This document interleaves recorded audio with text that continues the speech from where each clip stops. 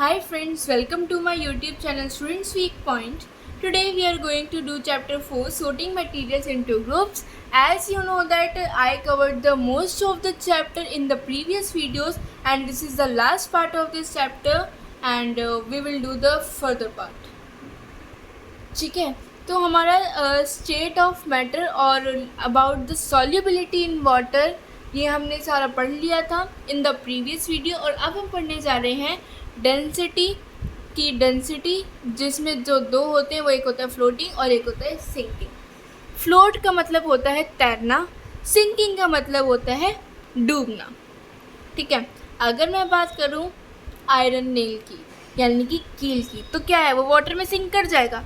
लेकिन अगर मैं बात करूं वुड के पीस की, तो वो क्या है, वो वाटर पर ही क्या करता रहेगा, फ्लोट करता रहेगा यानी कि तैरता रहेगा। ठीक है, अगर आप आयरन का, वाटर का और वुड का इक्वल वॉल्यूम लेते हो तो आप ये नोटिस करोगे, आप ये फाउंड करोगे कि जो आयरन है वो सबसे हैवीएस्ट है यानी कि वो सबसे भारी है और जो वुड है वो सबसे हल्की होती है। ठीक है, इसीलिए आयरन जो है वो वाटर में सिंक करती है यानी कि डूब जाती है, यानी कि जैसे वाटर है। अगर मैं बात करूँ आयरन की तो आयरन यहाँ होगा, लेकिन अगर मैं बात करूँ वुड की तो वुड इसकी वाटर के ऊपर ही तैरता रहेगा। ठीक है, ये वाटर है। ठीक है, iron will be here, it will sink and wood will be here that it will float. An equal volume of aluminium will be lighter than iron but heavier than water. लेकिन अगर मैं बात करूँ aluminium के volume की, तो जो aluminium का वॉल्यूम होता है वो आयरन से तो हल्का होता है लेकिन वाटर से हैवियर होता है। It will sink, so water से जो चीज़ हैवी होती है वो डेफिनेटली सिंक करेगी और जो वाटर से जो लाइट होती है वो डेफिनेटली फ्लोट करेगी। वाटर से हैवियर होता है एलुमिनियम, इसलिए सिंक कर जाएगा।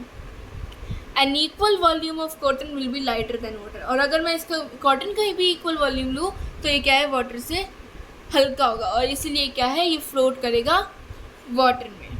ठीक है,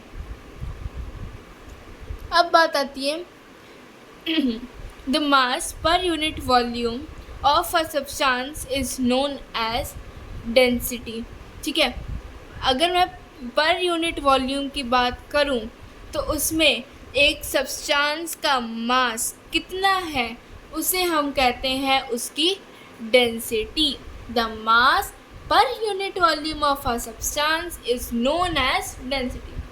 A substance iron and aluminium which is denser यानी कि heavier than water will sink in water, वो sink कर देंगे।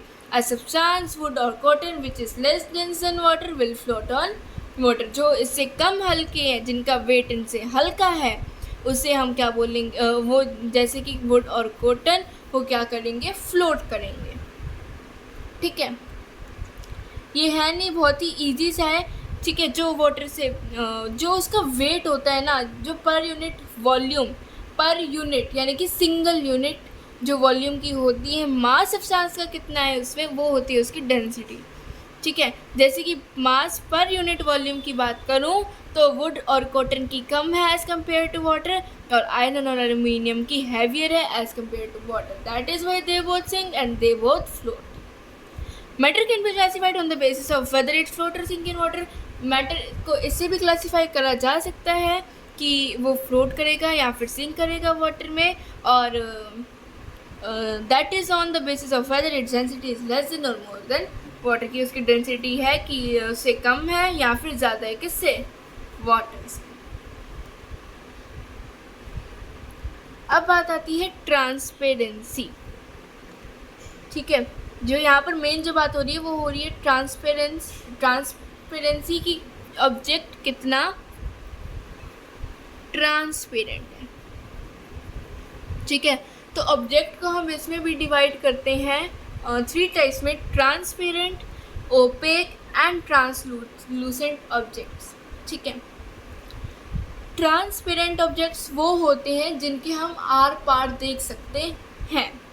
जैसे कि मैं बात करूँ एयर की, तो आप अपनी सराउंडिंग्स में सब आपको ये पता है कि एयर हर जगह अवेलेबल होती है, लेकिन फिर भी हम अपनी सराउंडिंग में सब कुछ देख पाते हैं क्योंकि जो एयर है वो क्या है, ट्रांसपेरेंट है, that's why we can see everything in our surroundings, ठीक है। लेकिन अगर मैं बात करूँ ओपेक की, ओपेक ऑब्जेक्ट वो होते हैं जिनके आर पार ना देखा जाए। जैसे कि अगर मैंने अपनी आंखों के आगे बुक रख ली तो क्या मैं अपनी फिर आगे की सराउंडिंग देख पाऊँगी? नहीं देख पाऊँगी। क्यों नहीं देख पाऊँगी? क्योंकि बुक से जो है वो लाइट पास नहीं होती। आर पार का जो मतलब होता है यानी कि उस ऑब्जेक्ट्स में से लाइट पास होती है या नहीं होती। मेन जो डेफिनेशन होती है वो यही होती है कि ऑब्जेक्ट में से कितनी लाइट पास हो रही है। ट्रांसपेरेंट ऑब्जेक्ट्स में से सबसे ज़्यादा लाइट जो है वो पास होती है। लेकिन ओपेक ऑब्जेक्ट ऐसे ऑब्जेक्ट्स होते हैं जिसमें लाइट बिल्कुल ही पास नहीं होती, और लाइट जिसमें पार्शियली पास होती है यानी कि थोड़ी बहुत जा रही है थोड़ी बहुत नहीं जा रही लाइट, वो होते हैं आपके ट्रांसलूसेंट ऑब्जेक्ट, ठीक है। अब यहाँ पर देखो, you can see through glass but you don't through would और अ मेटल प्लेट। आप ग्लास से देख पाते हो लेकिन आप वुड और मेटल प्लेट से नहीं देख पाते। Do you know why? पता है क्यों? क्योंकि जो लाइट है वो ग्लास से पास हो जाती है, यानी कि अब आप उसके आर पार देख सकते हो, ठीक है। लेकिन वुड से और मेटल पे लाइट पास नहीं होती, ठीक है। जैसे कि सपोज ये एक ऑब्जेक्ट है, ठीक है। यहाँ से मैं लाइट ला रही हूँ, ये रही लाइट, ठीक है। इस लाइट से यहाँ जो चीज़ जा रही है, ये लाइट अगर यहाँ जा रही है, पूरी जा रही है, तो ये ट्रांसपेरेंट है। ये लाइट यहीं पर ही रुक गई, ये इसको अलाउ नहीं कर रहा आगे जाने से, तो वो वाला ऑब्जेक्ट क्या है? Opaque object. That is my hand is an opaque object, क्योंकि जिससे लाइट पास नहीं होगी। लेकिन एक बार मैं बात करूँ ट्रांसलूसेंट की, तो जैसे हमने लाइट पास की, कुछ लाइट पास हो रही है, कुछ लाइट पास हो रही है, पूरी पास नहीं हो रही। That means that it is translucent, ठीक है। So sciences are classified into 3 groups depending on the amount of light can pass through them. If most of the light can pass through the object, it is known as transparent.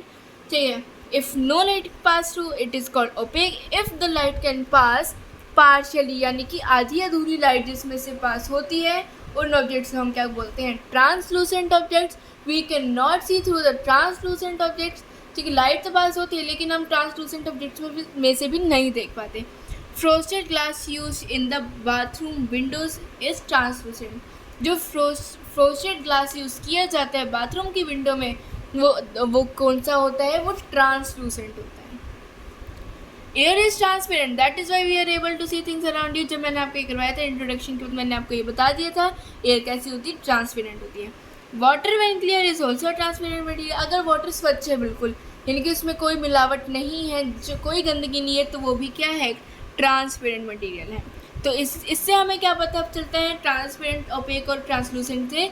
कि matter जो है वो इस basis पर भी classified किया जा सकता है कि वो ट्रांसपेरेंट है, ओपेक है या फिर ट्रांसलूसेंट है, ठीक है। तो यहीं पर ही आपका बड़ा चैप्टर ख़त्म होता है। सीरियसली बहुत बड़ा चैप्टर था, आज ये ख़त्म हो गया। और आई होप आपने सारी वीडियोस अच्छे से समझी होंगी, अच्छे से देखी होंगी, इन्जॉय करा होगा और आपको समझ में आया होगा।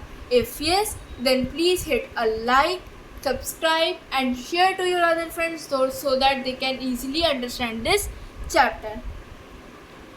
ठीक है। आपको पता है कि मैं ओरल क्वेश्चंस नहीं करवाती हूँ, क्योंकि चैप्टर समझाती है, फिर ओरल क्वेश्चंस आप खुद करते हैं, क्योंकि इससे हमें पता चलता है कि आपको चैप्टर कितना समझ में आया, ठीक है। So here is the ending of that chapter. Till then, bye. We will meet in the next video.